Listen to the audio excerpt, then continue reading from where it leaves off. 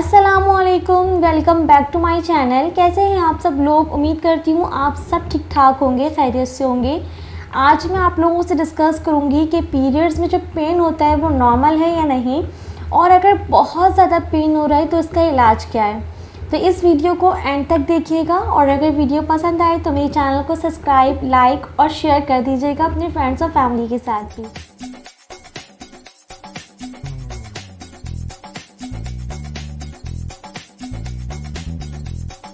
Periods में pen होना normal है, क्योंकि इसलिए हमारी बॉडी में एक हार्मोन होता है जिसका नाम प्रोस्टाग्लैंडिन है। वो क्या करता है कि वो यूटेरस में यानी कि रहम में कॉन्ट्रैक्शन करवाता है। जो हमारे रहम में एक लाइनिंग बनती है वो ब्रेक हो जाती हैं, उस कॉन्ट्रैक्शंस की वजह से वो ब्रेक हो जाती हैं, इस वजह से पेन होता है। लेकिन अगर बहुत ज़्यादा यानी कि एक्सेस पेन है, क्योंकि कुछ लड़कियों को पेन की वजह से फीवर भी आ जाता है, तो अगर बहुत ज़्यादा पेनफुल पीरियड्स हैं तो उसे हम डिस्मेनोरिया कहते हैं। तो इसके जो पूरे सिम्टम्स और कॉजेज़ और ट्रीटमेंट सब अलग हैं, सही। इसलिए सबसे पहले मैं जो है आपको सिम्टम्स डिस्कस करूँगी, कॉजेज़, उसके बाद फिर मैं ट्रीटमेंट के बारे में बताऊँगी। डिस्मेनोरिया जो है वो दो तरीके के होते हैं, इसको एक प्राइमरी कहते हैं और दूसरा जो होता है वो सेकेंडरी। प्राइमरी में क्या होता है कि आपको पीरियड से स्टार्ट होने से पहले से लेकर ड्यूरिंग पीरियड्स आपको पेन रहता है, सही है। सेकेंडरी डिस्मेनोरिया में क्या होता है कि पहले आपको कभी पीरियड्स में इतना पेन नहीं हुआ, सही, लेकिन अगर किसी बीमारी की वजह से यानी कि यूट्रीन फिब्रॉइड्स की वजह से, मीन्स रहम में रसूली की वजह से, या फिर अंडादानी में सिस्ट की वजह से अगर पेनफुल पीरियड्स हो रहे हैं तो वो आते हैं सेकेंडरी डिस्मेनोरिया के अंदर, सही।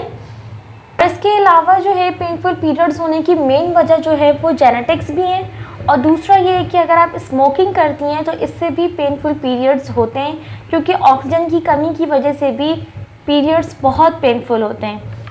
अब आ जाते हैं ट्रीटमेंट की तरफ। जो चीज़ें मैं आपको बता रही हूँ आप इसका इस्तेमाल करें, बहुत फ़ायदा होगा इंशाअल्लाह। और जिनके नॉर्मल पेन है वो भी इसका इस्तेमाल कर सकती हैं, और जिनको पेनफुल पीरियड्स होते हैं वो भी इसका इस्तेमाल करें, बहुत फ़ायदेमंद होगा। और अगर किसी को पेनफुल पीरियड्स यूट्रीन फिब्रॉइड्स की वजह से हो रहा है या फिर ओवेरियन सिस्ट की वजह से हो रहा है, तो सबसे पहले आप उसका इलाज करें। जब उसका इलाज करेंगे तो खुद ब खुद ये पीरियड्स आपके पेनफुल जो हो रहे हैं वो नॉर्मल की तरफ आ जाएंगे। जिन लोगों ने मेरी अभी तक यूट्रीन फिब्रॉइड्स की वीडियो नहीं देखी है वो मैं ऊपर आई बटन पे दे दूँगी, आप ज़रूर देखिएगा। और ओवेरियन सिस्ट वाले भी लाजमी मेरी वीडियो को वॉच करें, और उसमें जो जो चीज़ें मैंने बताई हैं उसे फॉलो करें, इंशाल्लाह बहुत फ़ायदा होगा। उन दोनों की लिंक मैं आपको डिस्क्रिप्शन बॉक्स में भी दे दूँगी और साथ साथ आई बटन पे भी, सही। अब आ जाते हैं ट्रीटमेंट की तरफ।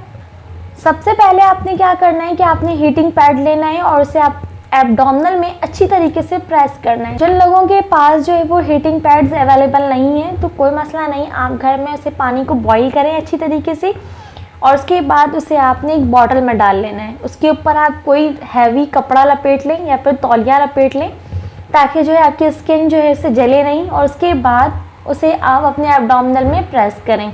तो इससे भी बहुत फ़र्क पड़ता है। जिनके नॉर्मल हैं वो भी कर सकते हैं, जिनके पेनफुल है वो भी करें। इसके अलावा आपने इस्तेमाल करना है turmeric milk, half tea spoon आपने लेना है हल्दी, और 1 गिलास भरकर दूध में आपने नीम गर्म दूध में उसे आपने इसमें डालना है। आप चाहें तो इसमें आप शहद भी ऐड कर सकती हैं। उसे अच्छी तरीके से मिक्स करके आप इसका इस्तेमाल करें।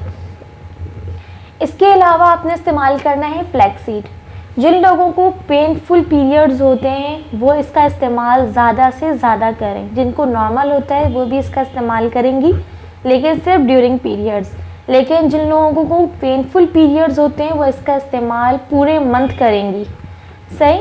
आपने अभी गर्मी बहुत ज़्यादा है तो आपने इसका इस्तेमाल ये करना है कि मॉर्निंग मील के बाद लेना है, और विंटर में आपने मॉर्निंग मील से पहले। जिन लोगों ने मेरी फ्लैक्स सीड की वीडियो नहीं देखी है, इस्तेमाल किस तरह करना है और किस वक्त करना है, तो वो मैं ऊपर आई बटन में दे दूँगी, आप ज़रूर वॉच कीजिएगा, बहुत फ़ायदा होगा। इसके अलावा आप लोगों ने इस्तेमाल करना है नेप्रोक्सन सोडियम, सही। बहुत जल्दी रिकवरी आती है उससे। आपने स्टार्टिंग के 3 डेज़ लेने हैं इसे, और अगर आपको 4th डे भी अगर पेन हो रहा है तो आप ले सकती हैं, लेकिन स्टार्टिंग के 3 डेज़ आपने लाजमी लेना है। और इसके अलावा आप जो है वो आइबुप्रोफेन भी ले सकती हैं। इसके अलावा आप इस्तेमाल करेंगी विटामिन सप्लीमेंट। इसमें सबसे पहले है विटामिन सी, दूसरा है ओमेगा 3 फैटी एसिड और तीसरा है फॉलिक एसिड।